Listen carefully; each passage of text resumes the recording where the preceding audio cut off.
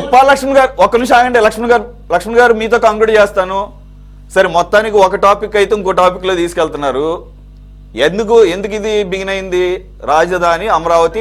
ఒక్క నిమిషం, దాని మీద స్టాండ్, రకరకాల స్టాండ్లు మార్చుకోవటం, రేపు ఏ రకంగా ఉండబోతుంది అనే దాంట్లో భాగంగా కొంత పక్కకు వెళ్ళింది. సార్, మీరు ఇప్పుడు మోహన్ రెడ్డి గారు మాట్లాడిన అన్ని విన్నారు కదా, అలాగే మన ప్యానల్ మెంబర్స్ మాట్లాడిన దాని ప్రకారంగా మీ అబ్జర్వేషన్ చెప్పండి. 2024 మ్యాండేట్లో రాజధాని అనేది కూడా ఉందా? ఉంటే కనుక రేపు 29లో అదే మ్యాండేట్ కూడా మళ్ళీ పనిచేస్తుందా? లేదంటే కనుక ఈవీఎంల వ్యవహారం ఏమన్నా ఉంటుందా? సార్, మీ అబ్జర్వేషన్. ఇక్కడ ఎన్ని చెప్పినా కూడా జగన్మోహన్ రెడ్డి గారు బీజేపీని అంటే ప్రత్యేకించి కేంద్ర నాయకత్వాన్ని వ్యతిరేకించడానికి అవకాశమే లేదు, వ్యతిరేకించడు. ఇప్పటికి కూడా ఆయన గుడ్ రిలేషన్ మెయింటైన్ చేస్తున్నాడు. అవకాశం కోసం ఎదురు చూస్తాడు, ఎలాంటి అవకాశం వచ్చినా కూడా దగ్గర కావటానికి.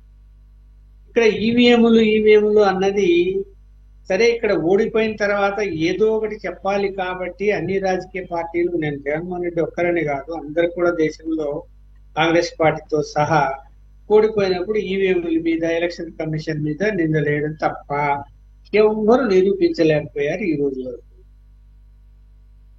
ఇక్కడ అదే జరిగితే ఎందుకు ఓడిపోతారండి? నిన్న ఉత్తరప్రదేశ్ లో దేశ అధ్యక్షుడి స్థానంలో ఆయన ఎట్లా గెలిచాడండి? పీకే ఈవీఎంలు మేనేజ్ చేయగలిగితే గెలిపిస్తారు అతన్ని.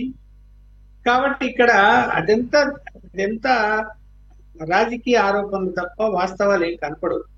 ఇక రాజధాని విషయంలో ఈ 2 సంవత్సరాల తర్వాత ఖచ్చితంగా 28కి అవన్నీ నిర్మాణాలు అవన్నీ ఆక్యుపై చేసుకోవడం జరుగుతుంది. కార్యాలయాలు కానీ, ఎమ్మెల్యేలు కానీ, అలాగే సచివాలయ సిబ్బంది కానీ అందరూ కూడా.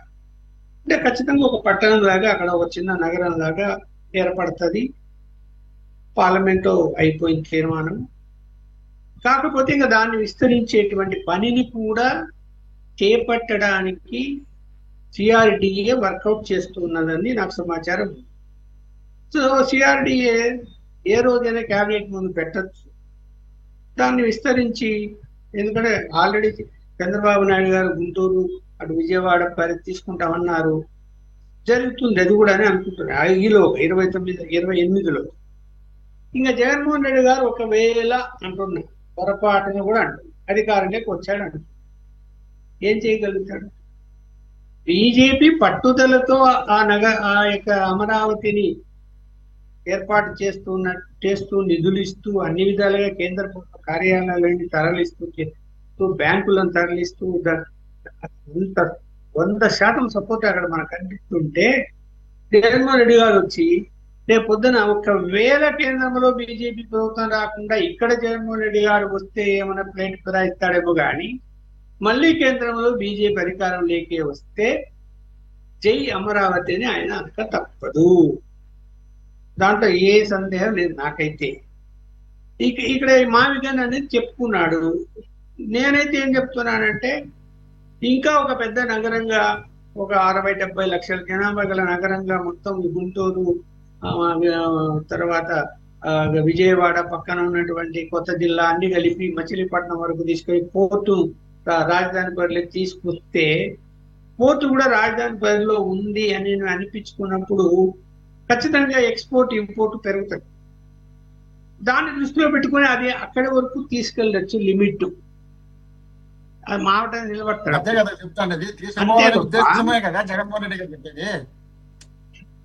అంతే తప్ప అమరావతి కాదు మళ్ళీ 3 రాజధానులను. ఆల్రెడీ సిఆర్డిఏ పరిధి పామరు దాటేసి దాదాపు మచిలీపట్నం దాకా ఉందిలేండి. కొత్తగా ఈయన వచ్చి కలిపేది ఏం లేదు. ఆల్రెడీ పోర్టు అవునన్నా కాదన్నా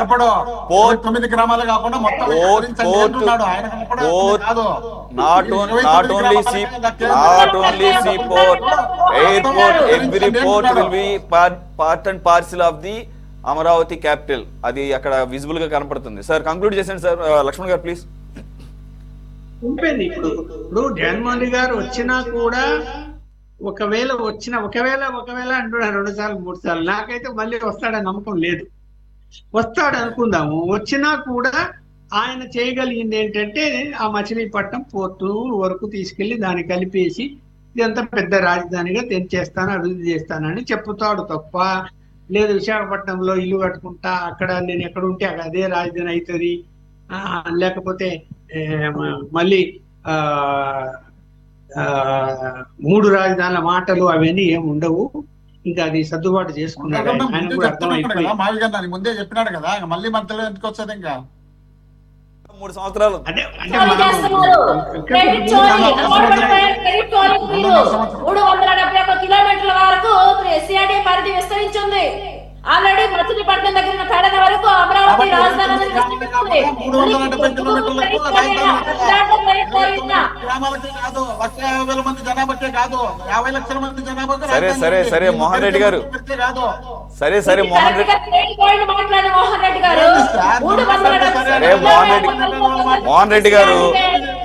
మోహన్ రెడ్డి గారు మోహన్ రెడ్డి గారు గతంలో మోహన్ రెడ్డి క్రెడిట్ చోరీ చేస్తున్నారు మచిలీపట్నం మావి గారు అని చెప్పి. ఆల్రెడీ పెడన వరకు ఉంది, అక్కడ మచిలీపట్నం దగ్గర ఉన్న పెడన వరకు ఉంది, దాన్ని క్రెడిట్ చోరీ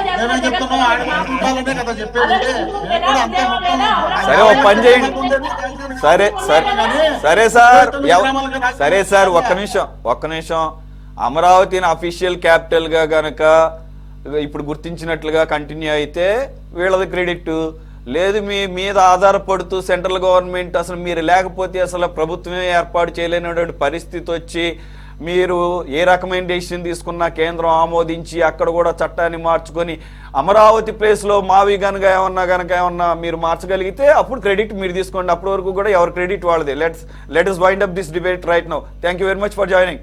వరలక్ష్మి గారు, లక్ష్మణ్ గారు, మోహన్ రెడ్డి గారు అండ్ శిరీష్ గారు, ఇది వాళ్ళ టాప్ డిబేట్. మరో అంశంతో మళ్ళీ కలుద్దాం. Stay tune to city 24.